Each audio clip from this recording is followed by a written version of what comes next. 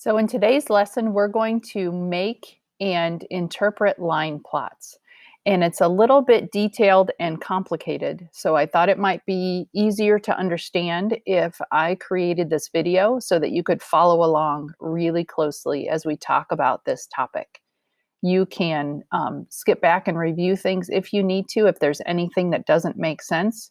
You could also follow along in your workbook. I will let you know which page we're on, or you could just watch the video unless we're doing a try section. Okay, so this is just an explanation that we're going to look at together. So you can follow along with me on this video, or you can open your workbook to page 74 and have that open at the same time. So we have a student who's named Emma who's carrying out a science experiment. She measured the volumes of colored water in 10 identical bottles, and she recorded her data in the table. So we have a bottle with 1/8 quart of liquid, and there were 2 bottles like that. And then there were 4 bottles that each had 1/4 of a quart. She then showed that data on this line plot. So we have numbers ranging here from 0 quarts to 1/2 quart. And then above each volume, above each amount, we have the number of bottles that held that much water. So the first question we need to answer is, what is the total volume of colored water in the 10 bottles? We want to see how much total water there was. So instead of adding 1/8 plus 1/8 plus 1/4 plus 1/4 plus 1/4 and so on, another way we could figure out that total volume is by multiplying. We have 2 bottles that were 1/8. We could multiply those numbers. Add that to 4 times 1/4, since we had 4 bottles. Add that to 2 times 3/8, since we had 2 bottles that had 3/8 of a quart of water, and so on.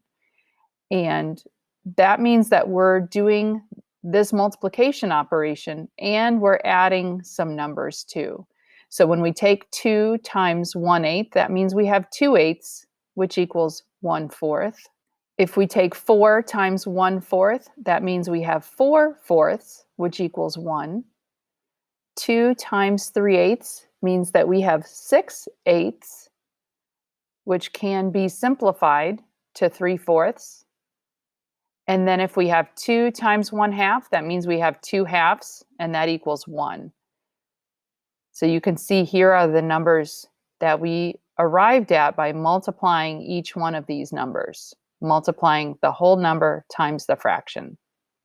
Then if we add those all up, we've come up with a final answer of 3 quarts. 1/4 plus 3/4 equals 1 quart, plus 1 equals 3. So we know that the total volume of colored water is 3 quarts. Then the total volume of the colored water in the 10 bottles is redistributed equally into each bottle. What is the volume of colored water in each bottle now? So we still have 10 identical bottles. This time, we're taking that total 3 quarts of water and we're dividing it by 10. And remember, we can think about a division problem and show it as a fraction. 3 divided by 10 equals 3/10, 3/10. So the total volume of colored water in each bottle is now 3/10 quart. Now we're going to be practicing this together, and then for the independent practice, you'll be trying this very same kind of problem on your own. So let's turn to the try on page 75, and we'll do that together.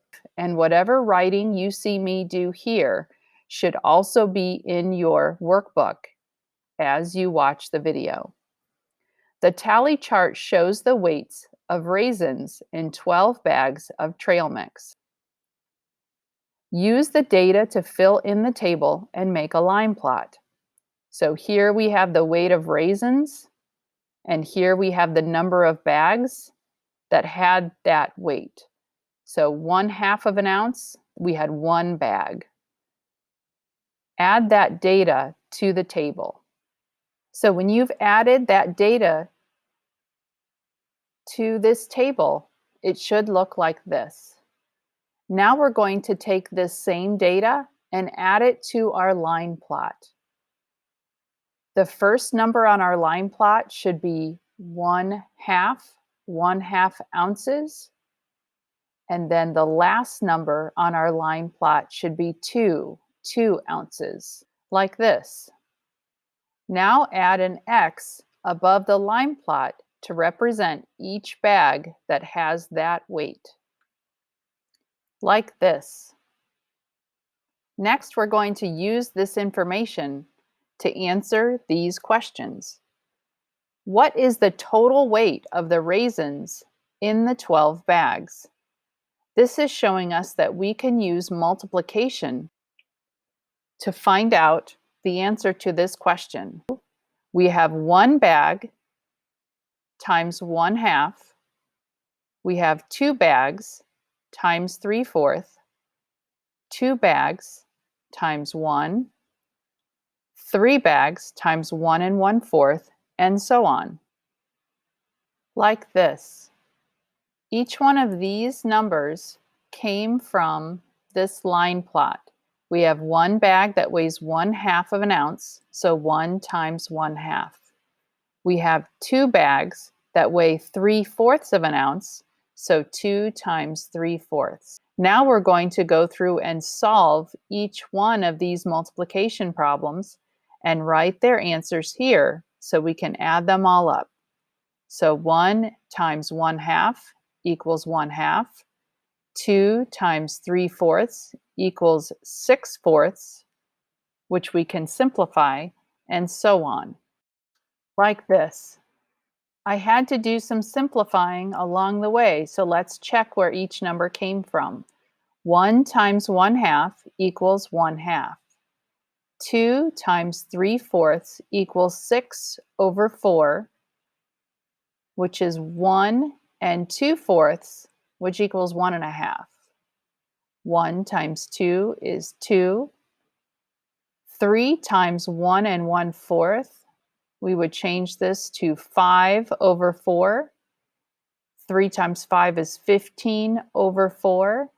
That means we have 3 3/4. Plus 1 times 1 1/2 is 1 1/2. 1 times 1 3/4 is 1 3/4. And then 2 times 2 is 4. You can see we're doing a lot of calculations here, but we're keeping our work very organized so we don't miss anything. We add up every bag that we need to, and that will help us to get the right answer. Now we need to add up each one of these numbers to get our total answer of the total weight of raisins. When you add up all these numbers, the total weight is 15 ounces. So the total weight of raisins in the 12 bags is 15 ounces. Now, if these raisins were distributed equally among the 12 bags, what would be the weight of the raisins in each bag? So we are going to take 15 ounces and divide by 12. Like this. 15 divided by 12 equals 15/12, which can be simplified. Both 15 and 12 can be divided by 3. 15 divided by 3 is 5. 12 divided by 3 is 4. And then we can change that improper fraction to a mixed number. So the weight of the raisins in each bag is 1 1/4. You can see a lot of the things that we've learned so far this year are becoming very useful as we're solving these problems. We're multiplying fractions, we're adding fractions, we're changing a division expression to a fraction, and we're simplifying fractions, changing improper fractions to a mixed number. You're doing a lot of work here, Primary F, and I know that you know how to do all of these things. Just take your time and you can do it. Next, I'm going to ask you to work on workbook pages 77 and 78.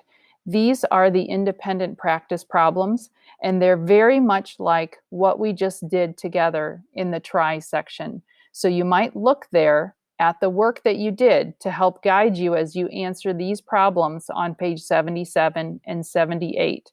I'm going to give you a little bit of help with number one. The table shows the weights of 10 wedges of cheese.